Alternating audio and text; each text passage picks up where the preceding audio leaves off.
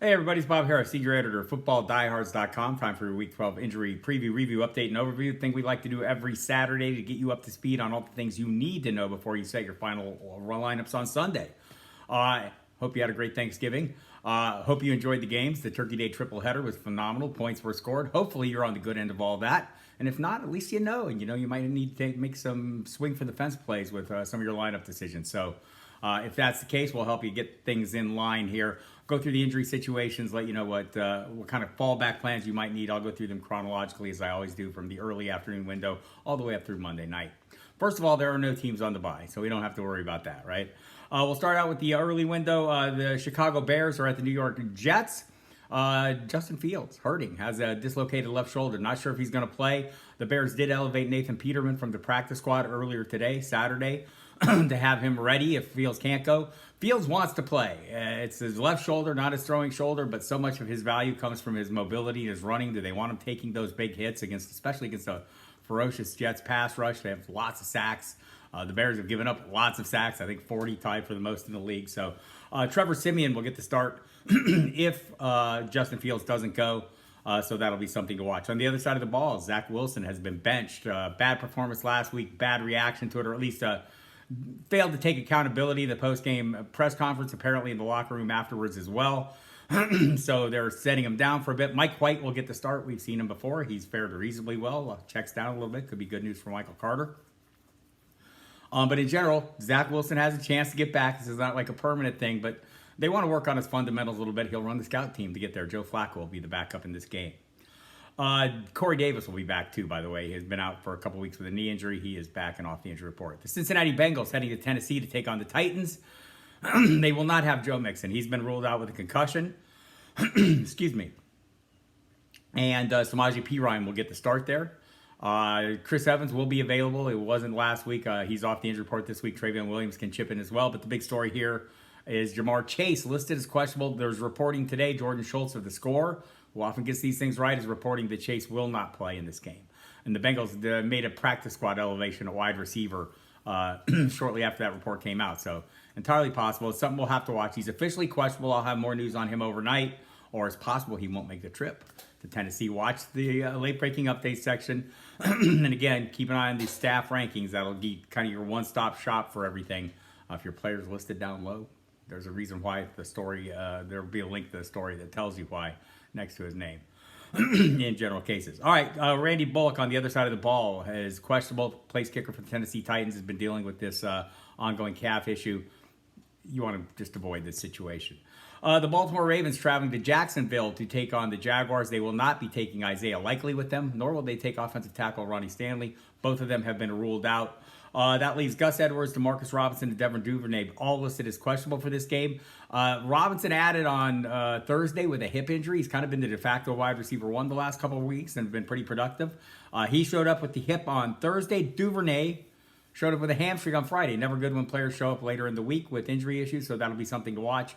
In addition, Edwards, he's been practicing on a limited basis all week. Sounds like he thinks he's coming back. John Harbaugh expressed optimism, but it's one we're going to have to watch right up through kickoff. If he doesn't play, obviously Kenyon Drake and Justice Hill are more interest in that order. Kenyon Drake would be the lead, but Edwards seems like he'd be a good play if he does go. On the other side of the ball, Darrell Henderson has showed up. The Rams waived Henderson, the running back, early this week. The Jaguars picked him up off waivers on Tuesday.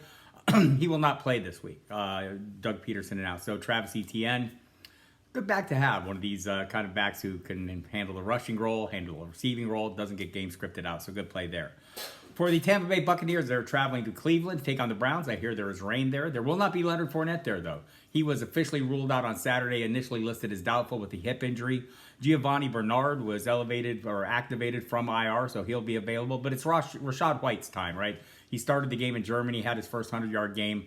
The talk early this week was it'd be a hot hand situation, that they would play the guy who was getting the job done. Lately, that's been more White. Well, this week it will definitely be White. Keyshawn Vaughn also in the mix. Russell Gage has been ruled out for the Buccaneers as well. On the other side of the ball, all good to go. David Njoku is off the injury report this week.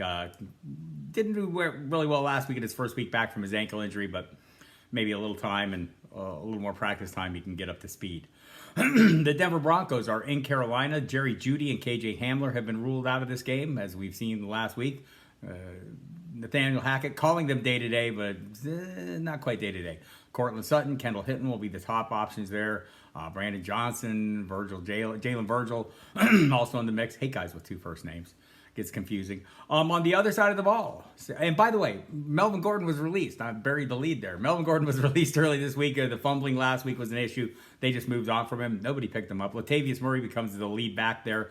Marlon Mack is in the mix. Divine Ozigbo behind him. Mike Boone will be back at some point, but apparently not this week. Watch for that on the late breaking updates. But it's the Latavius Murray show in the backfield. On the other side of the ball, Sam Darnold is going to be the starting quarterback this week. Baker Mayfield benched. Essentially, I mean, I don't know what else they were going to do, right? P.J. Walker's still dealing with the ankle sprain, so he hasn't been able to get back into the practice mix yet. So they're going to get a look at Darnold and see what he can or can't do. We've seen this before. There's a lot he can't do, but can it be worse? I always say that. I think every time I say that, it gets worse. Beyond that, Terrace Marshall Jr., the wide receiver, listed as questionable with a shoulder injury. Ian Thomas, questionable with illness. A lot of illnesses going around the various clubs and stuff, so that'll be something to watch. Sounds like some here. But Darnold back in the mix. Deontay Foreman, it's not the greatest matchup, but should be, you know they're going to want to run the football. The Houston Texans have made a change at quarterback. They're going to Miami to take on the Dolphins, coming off the bye week. The Dolphins. Kyle Allen will be the starting quarterback, replacing Davis Mills. It's been horrible, right? It's going to be hard to play any of the assets here that we want to play. Dameon Pierce, not a great matchup for him, and the offense and defense is doing horribly. They can get, with potent Miami offense, they could fall behind quickly. So concerns with Dameon Pierce, concerns with Brandon Cook, so we'll see how that goes. On the other side of the ball, Jeff Wilson Jr. gets a great matchup, and also Raheem Mostert is listed as doubtful, almost certainly won't play in this game with a knee issue. It's a fantastic matchup for all the pieces of the Miami offense. They may well get way up ahead. You're wondering, what if they get up and they pull all the starters? Well, they got to get ahead before they can do that, and the starters are going to get them there. So Tua Tagovailoa, Tyreek Hill, Jalen Waddle, all those pieces are great, and Jeff Wilson Jr. also great with Mostert doubtful. The Atlanta Falcons travel to Washington to take on the Commanders. Caleb Huntley, the running back, is listed as questionable. Of course, Kyle Pitts on IR. He will not play. On the other side of the ball, Logan Thomas, the tight end, is questionable with a rib injury. Ron Rivera expressed some optimism that he played through the injury last week as well. So everyone else off the injury report for Washington. Taylor Heineke will remain the starter. Carson Wentz, designated to return, has started practicing. The 21-day window's open, but they're going to stick with Heineke as long as they're winning football games. That takes us through the early afternoon window. The late afternoon window, another late addition to the injury report on Friday, Josh Jacobs for the Raiders. They're heading to Seattle to take on the Seahawks. He has a calf injury. It's a concern, right, when anyone shows up on the injury report. We've seen it before. He kind of, has turned up with things, an illness earlier this season against Tennessee. He didn't make the trip until Saturday, but this is a little different. It's a calf. It's worrisome. So that leaves Amir White, Amir Abdullah, Brandon Bolden behind him. Would they just mix it up? Would one guy, it's hard to imagine them relying on one player to handle that huge workload that Josh Jacobs has been handling. Maybe Amir Abdullah in PPR has a bit of a floor. Beyond that, you're kind of taking your chances, it seems like. On the other side of the ball, Dwayne Eskridge has been ruled out with a hand injury. Sounds like he could be heading for IR. So you'll need to watch that in deeper leagues only. Kenneth Walker, great matchup on both sides of the ball, right? But great matchup for Kenneth Walker and Geno Smith, DK Metcalf, and Tyler Lockett. The LA Chargers are heading to Arizona to take on the Cardinals. Mike Williams has been ruled out. Again, you saw him aggravated ankle injury against Kansas City this past week. Came back from the high ankle sprain, made a nice catch, landing, and twisted the ankle. So he's out this week. Keenan Allen, though, good to go. Gerald Everett, good to go. Both of them off the injury report. On the other side of the ball, Kyler Murray will return to action. He has been removed from the injury report. They say he's close to 100%. Always worry about hamstring issues. Easy to tweak those things, but the Cardinals seem confident. Colt McCoy will be standing by, of course, as needed. He's off the injury report as well. On the injury report, Greg Dortch and Ronald Moore. Moore will not play. He's been ruled out. They were injured his groin last week. Dortch has a thumb injury. He's questionable. They keep saying it's like a pain management or pain tolerance issue, so sounds like they're putting the onus on him to play. But we could get Marquise Brown back. Watch later Saturday if you're coming to the site watching this video. Saturday night, early Sunday, check the late-breaking updates and staff cheat sheet to see if Marquise Brown has been activated from IR. The belief is he will be, and play at least a limited role, right? DeAndre Hopkins will be the primary piece there, but But if Marquise Brown comes in, Cliff Kingsbury said he would be limited in his first game back, right? So sure, he would be, unless he's playing well. And if he's playing well, they're going to keep playing him. So it'll be interesting to see if Brown makes his way back there. San Francisco 49ers hosting the New Orleans Saints. Deebo Samuel listed as questionable with a hamstring issue. They say it's a different hamstring than the one that sidelined him earlier this year. So this is one to watch. I really don't have a good feel for this one. I haven't seen any early reporting saying he will or will not. Kyle Shanahan's been very vague in his comments about it, so that's one to watch there. On the other side of the ball, Mark Ingram is listed as questionable. Alvin Kamara, there are conflicting reports, right? The Saints put out to their local media an injury report that they mail out, and everyone gets it. And it showed Alvin Kamara, who missed some practice time early on Thursday with illness, practiced fully, was not on the injury report. The NFL put out the final injury report a short time later, and Kamara's listed as questionable. My guess, and then I went to the tiebreaker, went to the team's website, because teams usually display theirs and the other teams. The Saints only display the 49ers. Go figure. So anyway, I'm guessing he'll play, but it's not a great matchup for him. Go read my DFS 3 and out column here on the website, and you'll find out more about that.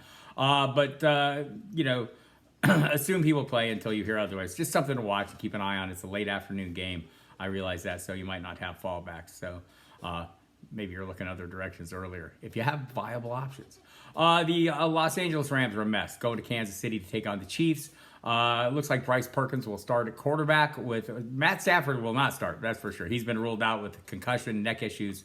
So Bryce Perkins has taken most of the first string reps, although John Wolford came off the injury report on Friday, so he's possible.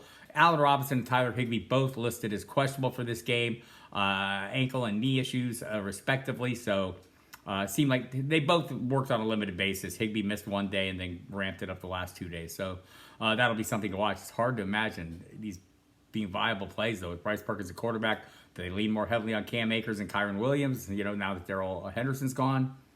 Entirely possible, but they have not been good. The offensive line's not been good. This is a mess.